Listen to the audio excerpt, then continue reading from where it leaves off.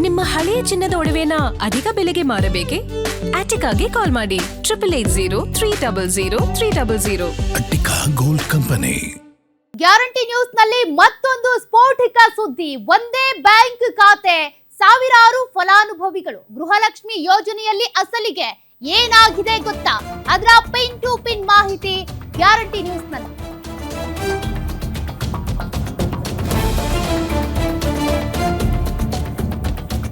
ಸರ್ಕಾರದ ಮಹತ್ವಾಕಾಂಕ್ಷಿ ಯೋಜನೆಯಲ್ಲಿ ಭಾರಿ ಲೋಪ ಕಂಡು ಬಂದಿದೆ. ಗೃಹಲಕ್ಷ್ಮಿ ಯೋಜನೆಯಲ್ಲಿ ಹಾಗಾದ್ರೆ ಏನೆಲ್ಲ ಆಗಿದೆ ಗೊತ್ತಾ ಇಲ್ಲಿವರೆಗೂ? ಅದರ ಇಂಚಿಂಚು ಮಾಹಿತಿ, ಗ್ಯಾರಂಟಿ ಸ್ಕೀಮ್ ಕಳ್ಳಾಟ ಬಯಲಾಗಿದ್ದು ಹೇಗೆ? ಹಾಗಾದ್ರೆ ಗ್ಯಾರಂಟಿ ನ್ಯೂಸ್ ನಲ್ಲಿ ಗೃಹಲಕ್ಷ್ಮಿ ಹಣ ಗುಳುಂ ಕುರಿತ ಎಕ್ಸ್ಕ್ಲೂಸಿವ್ ಸುದ್ದಿ ಇದು. ಹಾಗಾದ್ರೆ ಗೃಹಲಕ್ಷ್ಮಿ ಯೋಜನೆಯ ಹೆಸರಲ್ಲಿ ಏನೆಲ್ಲ ಆಗಿತ್ತು, ಯಾವ ರೀತಿ ಹಣವನ್ನ ಗುಳುಂ ಮಾಡಿತ್ತು? ಗೃಹಲಕ್ಷ್ಮಿ ಯೋಜನೆಯಲ್ಲಿ ಆಗಿದೆ ಮಹಾ ಲೋಪ. ಒಂದೇ ಖಾತೆಗೆ ಸಾವಿರಾರು ಫಲಾನುಭವಿಗಳ ಹೆಸರು. ಗೃಹಲಕ್ಷ್ಮಿ ಯೋಜನೆಯ ಲೋಪ ಉಲ್ಲೇಖಿಸಿದ ಸಿಎಜಿ ವರದಿ. ಒಂದೇ ಬ್ಯಾಂಕ್ ಖಾತೆಯನ್ನ ಹಲವು ಫಲಾನುಭವಿಗಳು ಬಳಸಿರೋದು ಬೆಳಕಿಗೆ ಬಂದಿದೆ. 19,020 ಫಲಾನುಭವಿಗಳಿಗೆ ಒಂದೇ ಬ್ಯಾಂಕ್ ಖಾತೆ ಇದೆಯಂತೆ. ಹೆಂಗದು? 8,995 ಖಾತೆಗಳಿಗೆ ಸುಮಾರು 1.80 ಕೋಟಿ ಪದೇ ಪದೇ ಜಮೆ ಆಗಿದೆ. ಮತ್ತಷ್ಟು ಡೀಟೇಲ್ಸ್ ಕೊಡ್ತಾರೆ ನಮ್ಮ ಮೆಟ್ರೋ ಬ್ಯೂರೋ ಹೆಡ್ ಉಲ್ಲಾಸ್. ಒಂದೇ ಖಾತೆಗೆ ಇಷ್ಟು ಜನರಿಗೆ ಹಣ ಜಮೆ ಆಗಿದೆ ಅಂತ ಅಂದ್ರೆ, ಒಂದು ಖಾತೆಯಲ್ಲಿ ಇಷ್ಟೆಲ್ಲ ಫಲಾನುಭವಿಗಳು ಹಣ ತಿಂದಿದ್ದಾರೆ ಅಂದ್ರೆ ಹೆಂಗೆ ಅಂತ, ಇದು ಪತ್ತೆ ಆಗಿದ್ ಹೇಗೆ? ಇದನ್ನ ಯಾವ ರೀತಿಯಾಗಿ ನಿಲ್ಲಿಸ್ತಾರೆ ಈಗ ಅಂತ?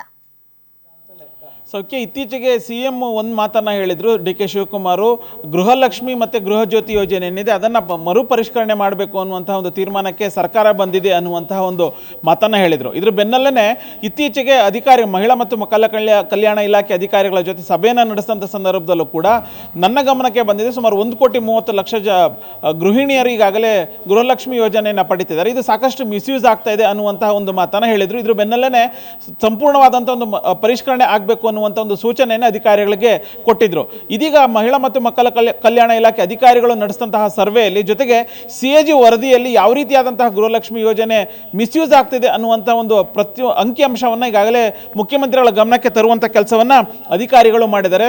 ಅಂದರೆ ಯಾವುದೇ ಒಂದು ಹಣ, ಯೋಜನೆಯ ಹಣ ಬ್ಯಾಂಕ್ ಖಾತೆಗೆ ಹೋಗಬೇಕಾಗತ್ತೆ. ಆದರೆ ಬ್ಯಾಂಕ್ ಖಾತೆ ಇಲ್ದಿತ್ತೇ ಇರುವಂತಹ ಮಹಿಳೆಯರಿಗೂ ಕೂಡ ಗೃಹಲಕ್ಷ್ಮಿ ಯೋಜನೆ ಹಣ ಹೋಗ್ತಾ ಇದೆ ಅನ್ನುವಂಥದ್ದು ಸಿಎಜಿ ವರದಿಯಲ್ಲಿ ಉಲ್ಲೇಖ ಆಗಿರುವಂಥದ್ದು. ಸುಮಾರು 19,020 ಜನ ಏನಿದ್ದಾರೆ, ಅವರು ಇಷ್ಟು ಜನದ್ದು ಒಂದೇ ಒಂದು ಬ್ಯಾಂಕ್ ಖಾತೆ ಇದೆ ಅನ್ನುವಂಥದ್ದು. ಅಂದರೆ ಎಲ್ಲೋ ಒಂದು ಕಡೆ ಯೋಜನೆ ಹೆಸರಲ್ಲಿ ಅಧಿಕಾರಿಗಳು, ಮಹಿಳಾ ಮತ್ತು ಮಕ್ಕಳ ಕಲ್ಯಾಣ ಇಲಾಖೆ ಅಧಿಕಾರಿಗಳು ಯೋಜನೆ ಹೆಸರಲ್ಲಿ ಹಣವನ್ನು ದುರುಪಯೋಗ ಪಡಿಸ್ಕೊಳ್ತಾ ಇದ್ದಾರೆ ಅನ್ನುವಂಥ ಒಂದು ಗಂಭೀರವಾದಂಥ ಆರೋಪ ಸಿಎಜಿ ವರದಿಯಲ್ಲಿ ಇರುವಂಥದ್ದು. ಸ್ವತಃ ಸಿಎಂ ಸಿಎಜಿ ವರದಿಯನ್ನು ಆಧರಿಸಿ ಅಧಿಕಾರಿಗಳಿಗೆ ಪ್ರಶ್ನೆಯನ್ನು ಕೇಳಿದಾಗ ಅಧಿಕಾರಿಗಳ ಬಳಿ ಯಾವುದೇ ರೀತಿಯಾದಂತಹ ಉತ್ತರ ಇಲ್ಲ. ಯಾಕೆಂತಂದರೆ ಅವರು ಕೂಡ ಈ ಒಂದು ಅಕ್ರಮದಲ್ಲಿ ಭಾಗಿಯಾಗಿದ್ದಾರೆ. ಯೋಜನೆ ಹೆಸರಲ್ಲಿ ಲಕ್ಷ ಹಣವನ್ನು ತಮ್ಮ ಜೇಬಿಗೆ ಇಳಿಸ್ಕೊಂಡಿದ್ದಾರೆ ಅನ್ನುವಂಥದ್ದು ಸ್ಪಷ್ಟವಾಗಿ ಗೊತ್ತಾಗ್ತಾ ಇರುವಂಥದ್ದು. ಅಂದರೆ ಬ್ಯಾಂಕ್ ಖಾತೆ ಇಲ್ದಿತ್ತಿರುವಂತಹ ಮಹಿಳೆಯರ ಅಕೌಂಟಿಗೂ ಕೂಡ ಹಣ ಸಂದಾಯ ಆಗಿದೆ ಅಂತಂದರೆ ಹೇಗೆ ಸಾಧ್ಯ? ಯಾಕೆಂತಂದರೆ DBT ಮೂಲಕ ನೇರವಾಗಿ ಮಹಿಳೆಯರ ಅಕೌಂಟಿಗೆ ಹಣ ಹೋಗಬೇಕಾಗತ್ತೆ. ಆದರೆ ಬ್ಯಾಂಕ್ ಖಾತೆನೇ ಇಲ್ದಿತ್ತಿರುವಂತಹ ಮಹಿಳೆಯರಿಗೆ ಹೇಗೆ ಹಣ ಸಂದಾಯ ಆಯಿತು ಅನ್ನುವಂಥ ಒಂದು ಪ್ರಶ್ನೆಯನ್ನು ಕೂಡ ಸಿಎಂ ಅಧಿಕಾರಿಗಳಿಗೆ ಕೇಳಿದ್ದಾರೆ. ಆದರೆ ಅಧಿಕಾರಿಗಳ ಬಳಿ ಯಾವುದೇ ರೀತಿಯಾದಂತಹ ಒಂದು ಉತ್ತರ ಇಲ್ಲ ಅನ್ನುವಂಥದ್ದು ಸ್ಪಷ್ಟವಾಗಿ ಗೊತ್ತಾಗ್ತಾ ಇದೆ.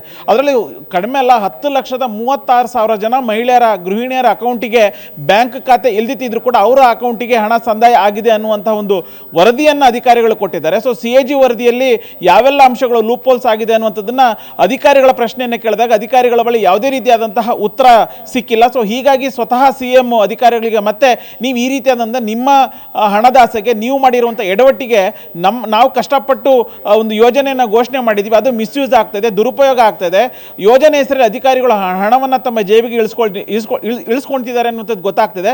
ಸೊ ಹೀಗಾಗಿ ಮತ್ತೊಮ್ಮೆ ಮರುಪರಿಷ್ಕರಣೆ ಮಾಡಬೇಕು ಅನ್ನುವಂಥ ಒಂದು ಸೂಚನೆಯನ್ನು ಕೊಟ್ಟಿದ್ದಾರೆ. ಸೊ ಈ ಒಂದು ಸೂಚನೆ ಆಧಾರದ ಮೇಲೆ ಈಗ ಇನ್ನು 2 ದಿನಗಳಲ್ಲಿ ಹೊಸದಾಗಿ ಅರ್ಜಿಯನ್ನು ಕರೆಯುವಂಥ ಕೆಲಸ ರಾಜ್ಯ ಸರ್ಕಾರ ಮಾಡ್ತಾ ಇದೆ. ಸೌಖ್ಯ, ಥ್ಯಾಂಕ್ ಯು ಉಲ್ಲಾಸ್ ಡೀಟೇಲ್ಸ್ಗೆ.